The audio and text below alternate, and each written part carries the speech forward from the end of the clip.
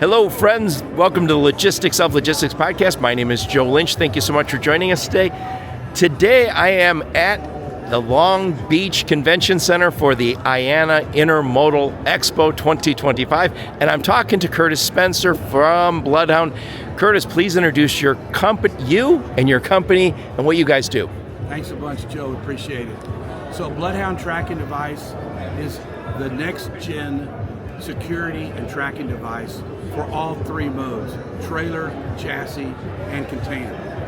And we're here at IANA because you get all three modes. You got chassis, trailer, and container. And our track and trace device is really revolutionary in that it's not just cell GPS anymore. It's the security, it's a tamper switch, it's the sensor suite, and it's three different protocols of communications that guarantees you global communications connectivity. Complete, consistent, totally resilient. You're never going to be without comms when you're with Bloodhound. So, what problem do you guys solve, and who do you solve it for? That's a really good question. We solve the problem. There's three problems that we're here to solve. The first one is, where's my box? Whether it's a trailer, whether it's a container, whether it's the chassis itself, where's my box is the number one problem now. When you look at the theft of cargo, both in containers and trailers, we want to protect against that. So we built into our units a camera that bursts upon open door. It tells you the door's open. It tells you when and where the doors got open. And I just took your picture in 3, 6, and 12-second bursts. And I store that in 3 files, one for the defense, one for the prosecution, and one for the judge. So this is what provides ultimate security for your product inside the container. Yeah, we have a huge, I call them siblings, cybersecurity, horrible. Its brother is cargo theft. Its other brother is freight fraud. They're all connected. Sometimes we see all three. But I just talked to Ann Reinke, and they're in Washington, D.C., and they're talking to Congress. But I think everybody recognizes that we're going to have to solve this ourselves. And it's a huge problem. We need the federal and government to get involved, because if I have something stolen, I say, hey, it got stolen. Where did it get stolen? Somewhere between Chicago and L.A. Exactly.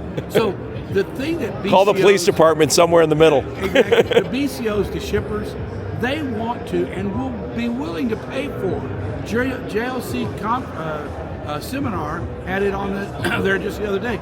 They'll pay up to $50 a shipment to protect their assets inside these trailers, inside these containers.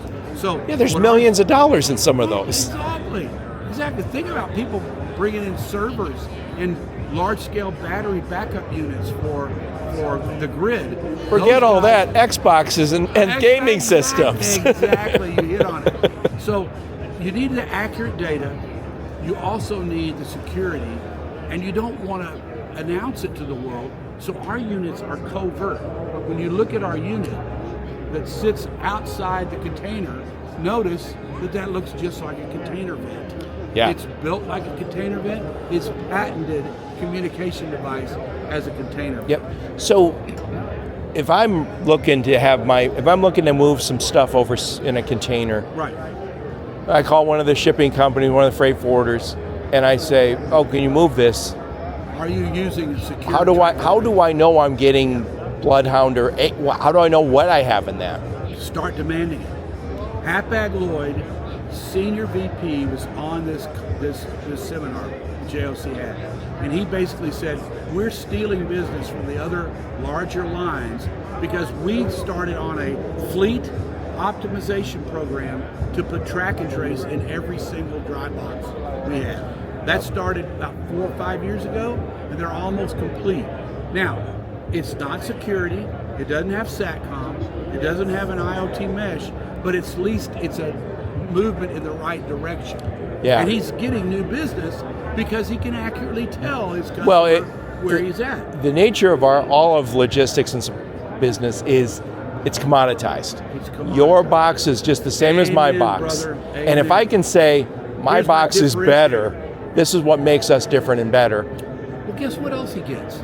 He knows exactly where his empty is. Right. He knows about detention and demurrage. Right. Exactly. There's no more argument with the BCO. Yeah. We learned during COVID that we had data coming out our ears everywhere except the port.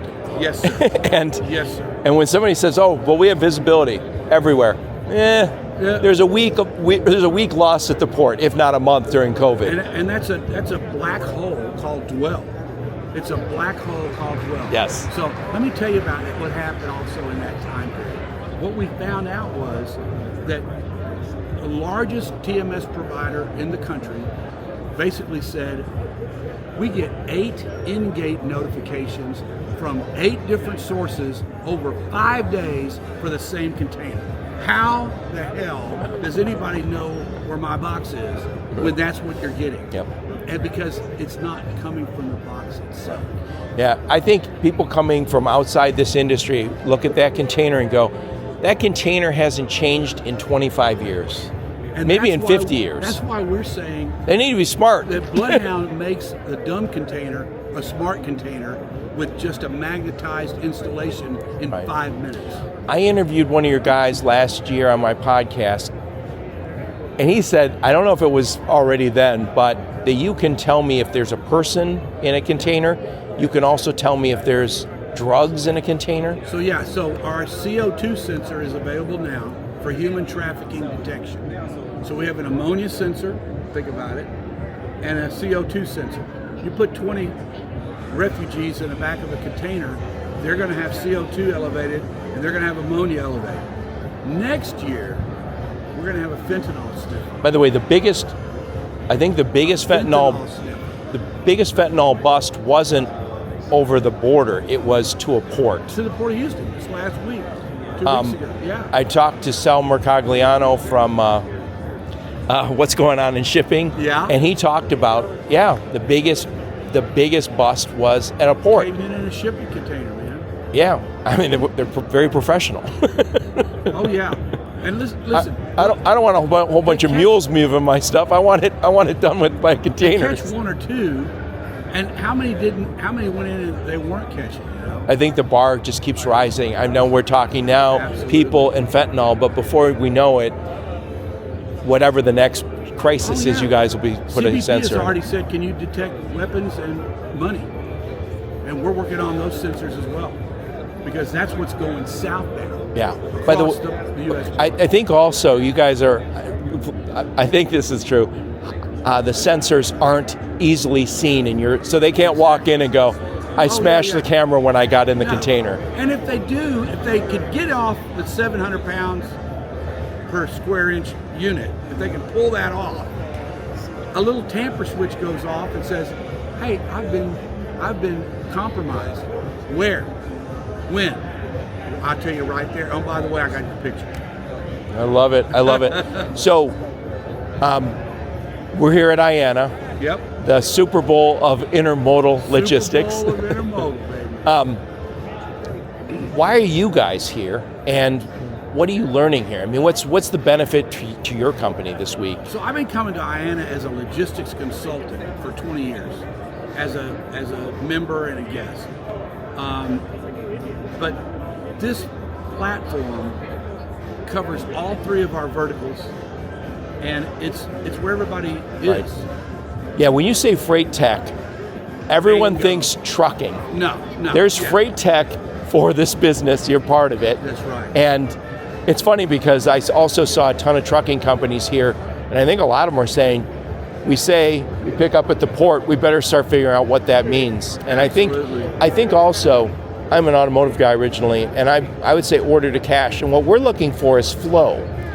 And you don't get flow if everybody's in their own silo. And by the way, I still say this, the warehousing guys are an inch wide and a mile deep. The over-the-road guys, inch wide, mile deep. Ports, an inch wide. And I think we need to get to the place where you say, I understand what they do upstream and downstream of me, and we're talking. When CT Pat was created by Customs, our consulting firm, trained the trainers, trained the evaluators, the CT Pat validators. And we told them, there's 28, 30 custody transfers in a typical ocean shipment from Shanghai to Indianapolis. That's going to change literally 28 custody transfers.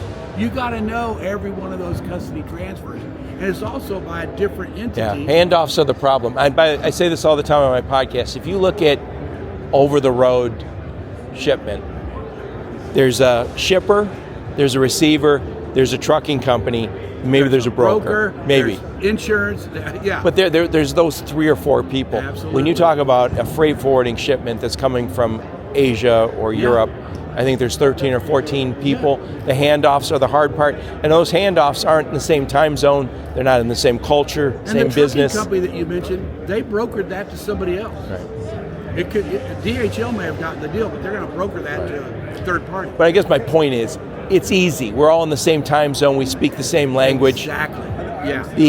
The freight forwarding is a lot harder because yes, it is. Different cultures, different companies, currency, time zones, everything's different. Absolutely. And so we have to have better data, and I think you guys are doing and fleet utilization, follow what Hapag-Lloyd's been doing, follow what Zim's doing, O&E's stepped in there, but that's 18% of the containers.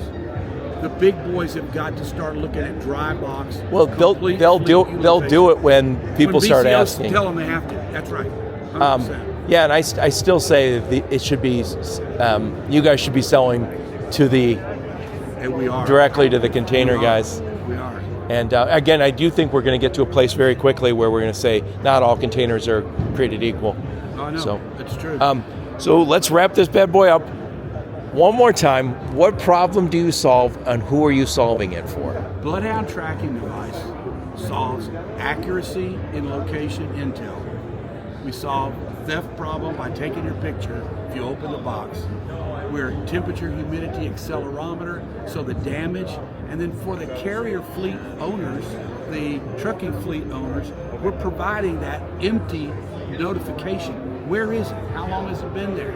It's our units are on all the time, whether loaded or not loaded. So it solves it solves the BCO problem. It also solves the carrier and fleet optimization problem. I love it. I love what you guys are doing. Thank you so much for taking the time, Curtis. Appreciate it so much. Enjoy Long Beach. Thank you, buddy.